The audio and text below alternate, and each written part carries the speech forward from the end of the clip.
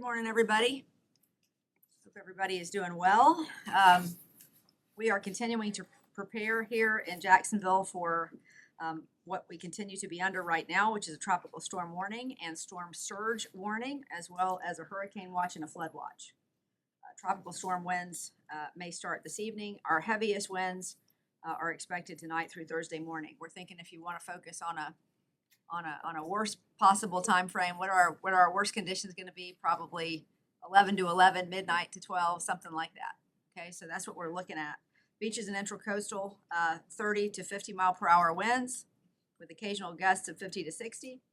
High profile buildings, 40 to 60 miles per hour with gusts of 60 to 70, and inland areas, 25 to 40 miles per hour with occasional gusts of 40 to 50. We are expecting rainfall. This is better news. We're expecting rainfall of 1 to 4 inches with locally higher amounts, maybe a little bit more at the beaches, but that's really what we're looking at, which is much better, if you remember, than our projections a few days ago. So we're grateful for that, because that was an area of big concern for us when it came to flooding. We are also anticipating 2 to 4 feet of storm surge at the beaches along the intracoastal near Butler Boulevard, and in flood-prone areas along the St. Johns River, Ortega, Riverside, San Marco, Southampton, St. Nicholas, as well as the Ribault, Trout, and Moncrief waterways. All the regular suspects are going to have some issues with surge. But again, there may be some isolated areas that get a little above that, but we're feeling good about that 2 to 4 feet probably being as bad as it's going to get in most places. All right, you can expect river flooding at the height of the storm and at peak tides after the worst of the storm has passed, in particular Thursday and Friday afternoon. But we will see tidal flooding at high tides going into the weekend and next week. And when I talk about that, I'm really talking about water in the roads. So be very, very careful about where you're driving. We've been reminding you over and over again, as often as we can, please don't drive through waters that you can't tell how deep they are. You can get yourself into trouble that way. But we're not talking about the type of flooding going into the foreseeable future that's going to get into buildings or into homes. That's not what we're looking at. Another reminder that there are life-threatening water conditions at the beach. I was out there this morning, and what we're seeing this morning is obviously the effects of that front that's coming in that's going to help push our storm out. But that's already causing some treacherous wave conditions out there. So don't even think about it. Don't go out in the water. There's nobody out there. There's no lifeguards to save you, and we're not going to send anybody into harm's way to do that. So please just don't go in the water. New updates for you. Let's see. Our 6 city managed shelters opened at 8 a.m. this morning. We currently have 372 people sheltering in those, with another 8 special needs, so 380 in total. We're going to be managing and watching those population levels closely throughout the day, because we have some people who are evacuating up here, coming from South and Central Florida, who are coming up here to Jacksonville. So if at any point those shelters at any of those locations get above 75%, we have another shelter that is available to open in that general area of wherever that shelter that's filled is, should we need it. So we'll monitor that. If those levels get there, then we'll look at opening up to 5 additional shelters, and we have the ability to do more if we need to. So we want to make sure that anybody who's trying to get out of harm's way has a place here in Jacksonville. Our first responder safety briefing was held earlier this morning. Our emergency road access teams, swift water rescue, and urban search and rescue teams are out staging, and they're getting ready to go right now. So we are so grateful to them for all the work they do. It's going to be a couple of very long days for them, and some even more, because they'll be headed out to help others that get more hard hit by these storms. So we're truly, truly grateful for these teams. It's just always such dangerous work when you're dealing with water, and there's going to be a lot of water when it comes to this storm, especially down in the Central Florida area. Electricity, tangled trees, and all that. These teams speak to the collaboration between our partner agencies. I've got to say, it's what I'm always so impressed with every time we have a meeting and we hear what everybody is doing.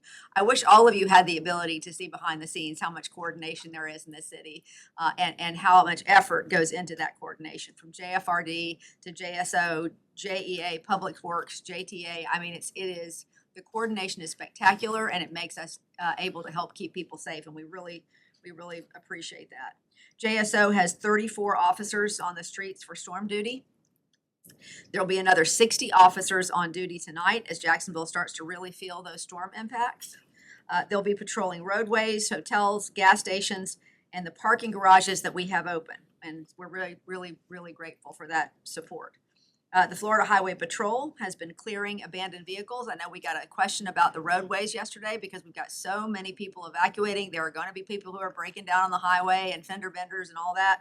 So the Florida Highway Patrol has been clearing abandoned vehicles and other issues and making sure our highways are clear as there are, again, evacuees from some of those other counties coming up. We ask you again, though, to please stay off the interstates if at all possible so that evacuees can get to where they're going and our first responders can get set up for the storm. It's so very important that if you don't have to be on the roadways today, just don't. Go ahead and stay home. I know most of you have that opportunity, or at least I hope most of you have that opportunity.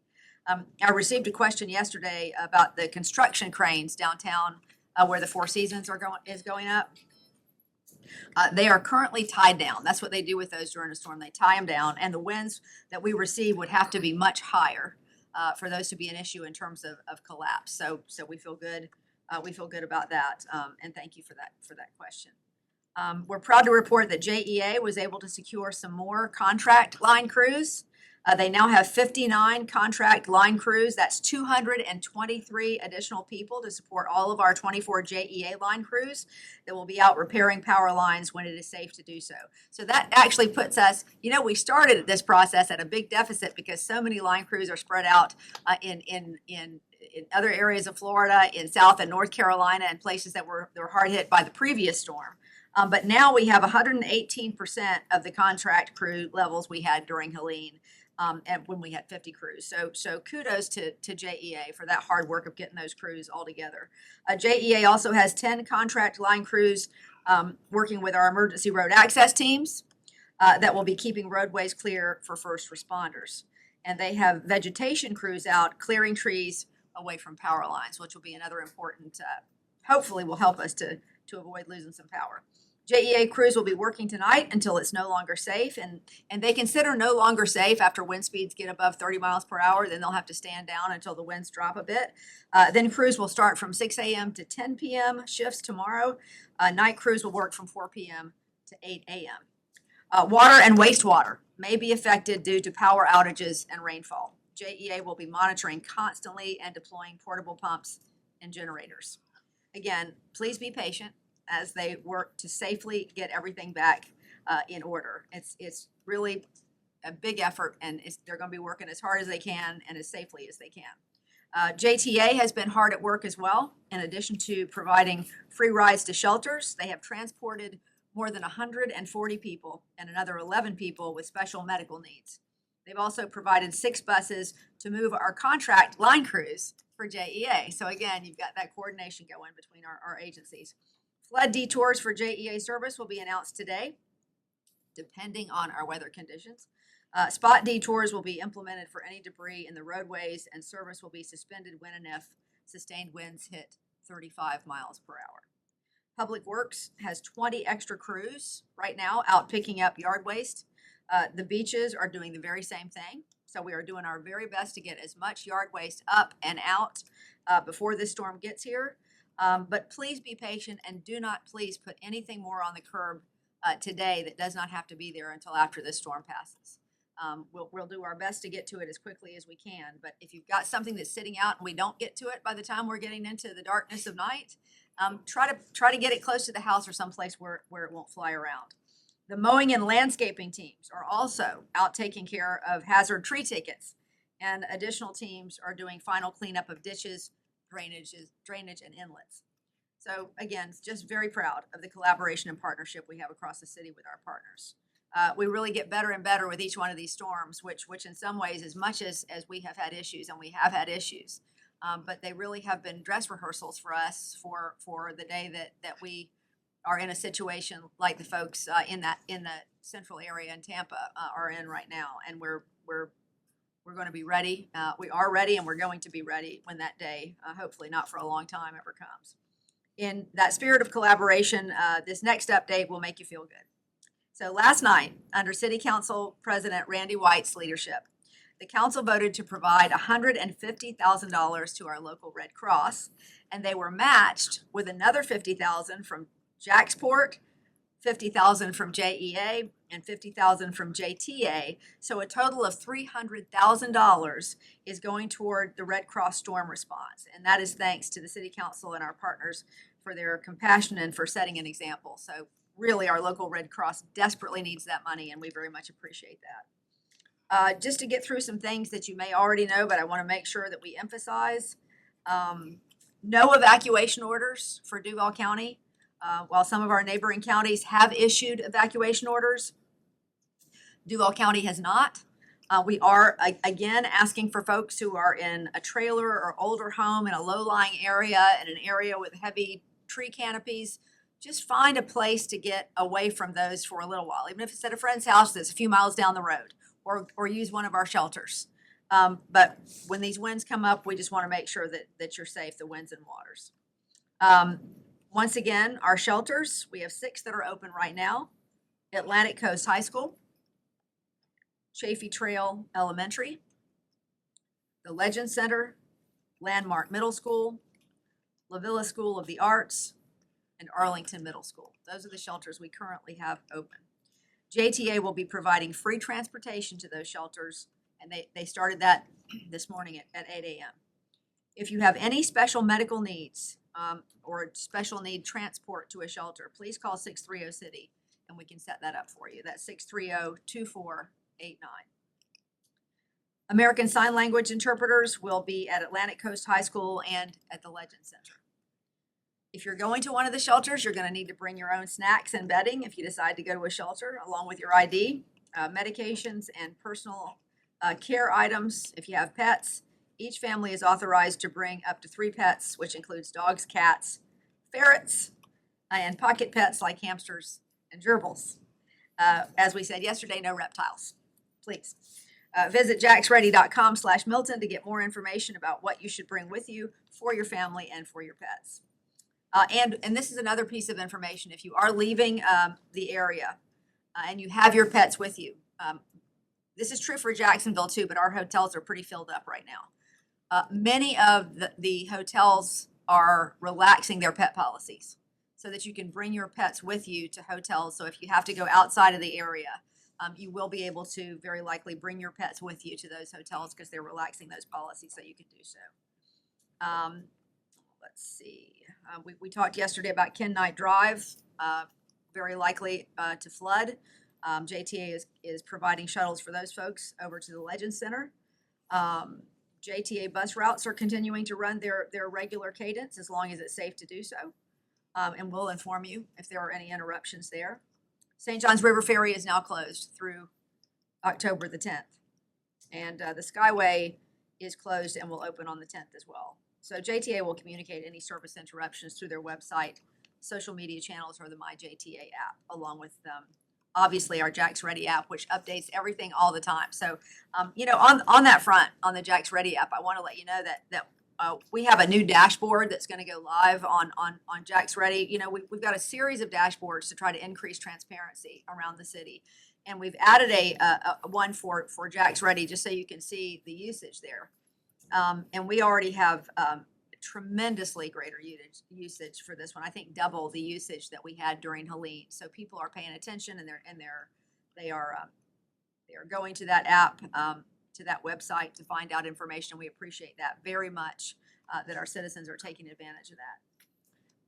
Let's see. At the airport, it is still open. A small number of cancellations have been reported, but again, you're going to have to check with your particular airline to see if your flight's canceled. The airport will remain open unless all flights are canceled, and at that point the airport would close. But right now they are open for business.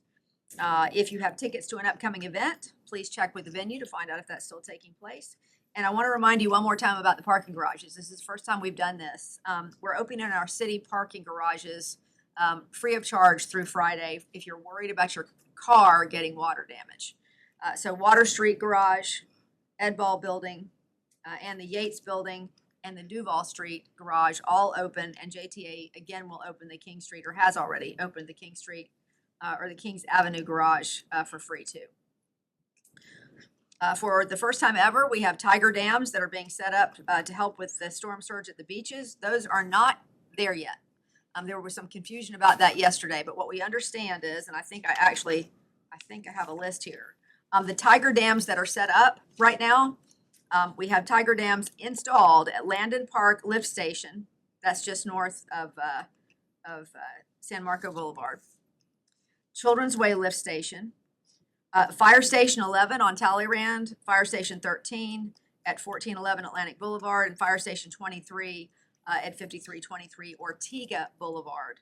So what we're still waiting for, and we are told they are en route now, they don't take but a few minutes to set up, so this is not going to be a problem. The state says they are en route to setting up the ones at Atlantic Boulevard. These are all things the state is setting up. One Atlantic Boulevard, 20 Seagate Avenue, and one Ahern Street. Those are all en route to being set up right now. The state says that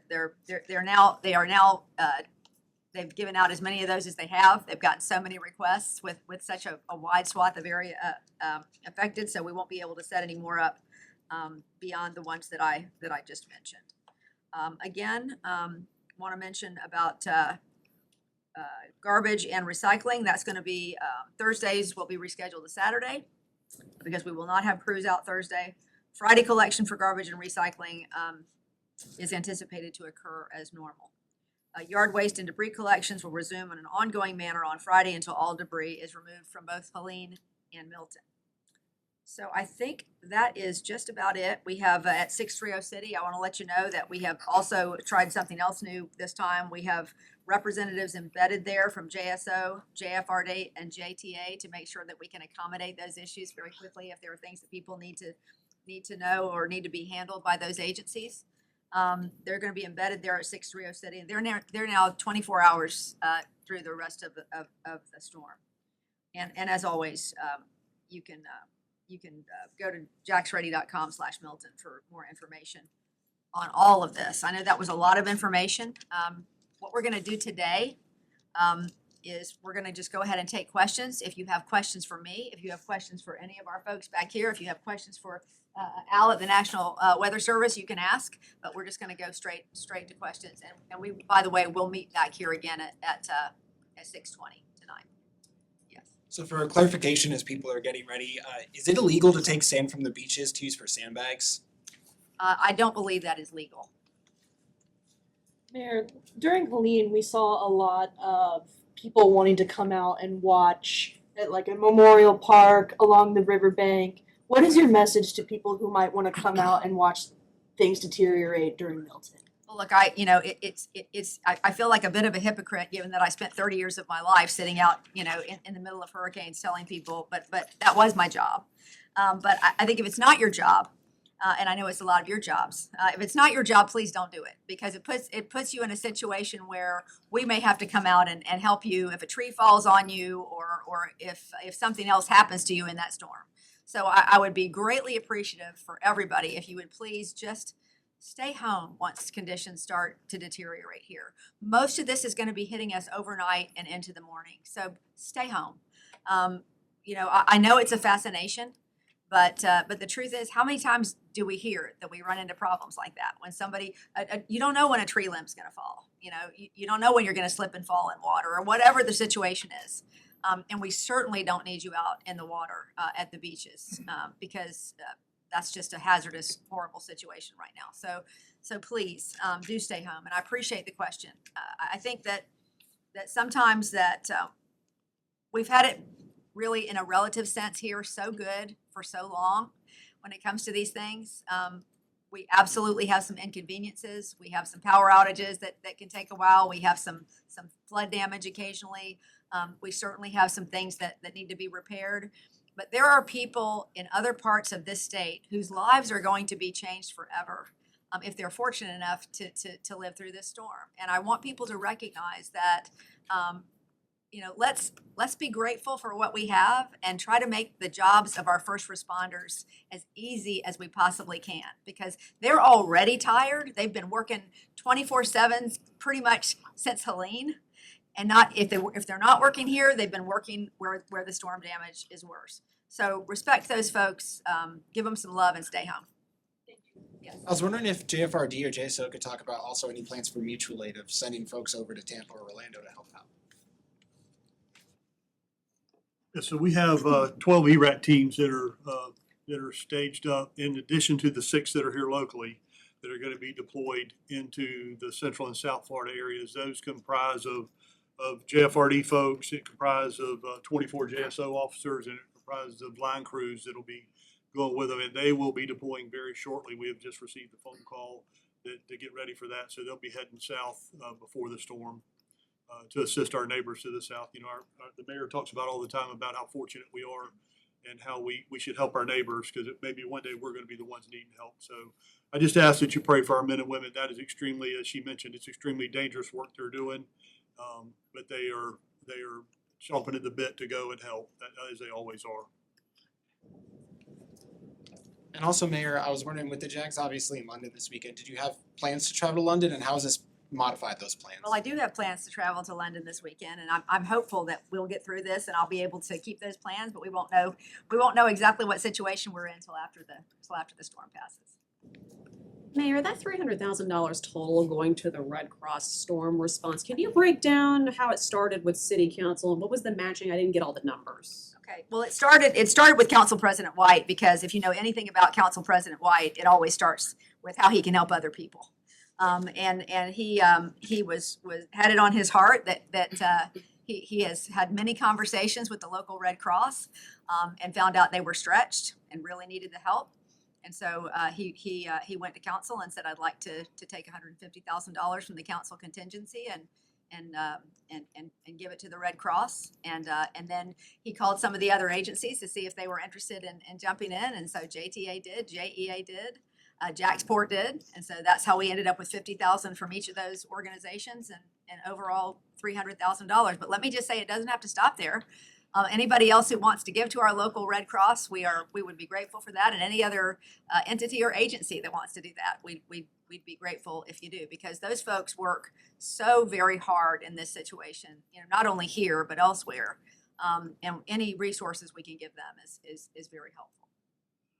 I was also wondering if JSO or JFRD could kind of speak to, obviously in the aftermath of the storm, if somebody has a tree in their house or they have down power lines or flooding in their neighborhood, how does the list of priority come? When they have so many calls at once, only so many people, how do they kind of work through that list of which to respond to first? Well, I can tell you that is, and I'm happy to have somebody up if you want to talk about this, but it comes with where are our life-threatening or threatening situations? I mean, that's really what is handled first. If you have something that's blocking traffic, if you have something that's causing a live wire to be out there that's going to hurt somebody, you take the most urgent cases first. But we do encourage people, you know, if they do have an incident, to let us know, and then we'll assess that situation and get out to them as quickly as we can. That's how you do it. You just take the most urgent cases first. Yes. On top of a storm surge, river flooding, tidal flooding, and whatnot, should homeowners also expect power outages as well? Well, anytime that we have a lot of wind, we have so many trees here. Anytime we have a lot of wind, we're going to have power outages. I'm actually really grateful that we're not talking about the type of rainfall that we were looking at earlier in the week when we were thinking that we could get up to 10 to 12 or more inches of rain, which would have really caused a lot more problems with that. But I will say, anytime you have tropical storm force winds and potentially hurricane force gusts, you're going to have trees come down and you're going to have power outages. And because we have a saturated ground, that also causes trees to come down with a little bit of wind. And when trees come down, roots come up and they bring with them lines that are water lines and other things. So it's always going to be an issue when we have conditions of wind and water. So yes, we should expect power outages, and again, I ask for your patience on that front. Yes. Regarding the tire dams, how sustainable and durable are they? Like, we're going to have a lot of flying debris. There's a lot of flying debris that's going to be flying through the air and across the shore. You've got to remember, they're built for storms. You know, they're built for storms. So from what I am told, they have been a wonderful, wonderful asset. That they are very sturdy. That it's very tough to get over them, and they've been performing very well in other storm conditions that we've seen. So we'll see. We haven't used them widespread here yet, and we'll see today and tomorrow how they do. But from what I understand, they're very sturdy. Mayor, can you talk about homeless? I know we have a new initiative started October 1st and all the programs that are going with that, but anything else extra for this event, this cycle? Well, we have shelters open specifically that are in place to accommodate folks from our homeless population. And I think we said City Rescue Mission has also opened, is it City Rescue Mission? Yes. Okay, City Rescue Mission opened their doors for the storm as well. So that and La Villa tend to be areas where a lot of our homeless do have the opportunity to gather.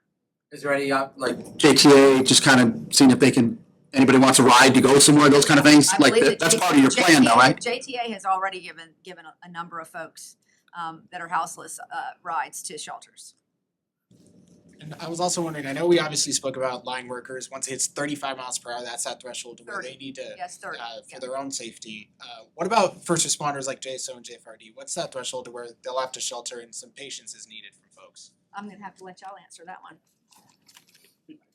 It's the same for both of us, pretty much. You know, when the winds get 45 miles an hour sustained or greater, we have to start looking at first responder safety because of the vehicles are traveling in, getting blown off the road or something getting blown on them. So we kind of work in partnership with that, determining when it's safe to have them out there and when it's not. But kind of 45 miles an hour sustained is kind of where we start really taking a strong look at it. And for JEA, part of the service territory goes into St. Johns County. Is there any sense that that side of JEA's service territory is going to bear the brunt of the wind damage? It's closest to the path of the storm, or does it really make that much of a difference?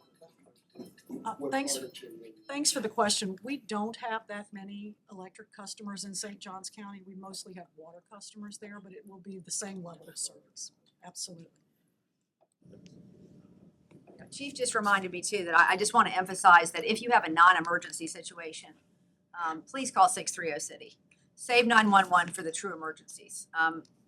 If you have a question, obviously, you know, if you're concerned about it being an emergency, you're free to call 911. But if it's not an emergency and you know that you're just need to report something, call 630 City so we don't clog up those emergency lines.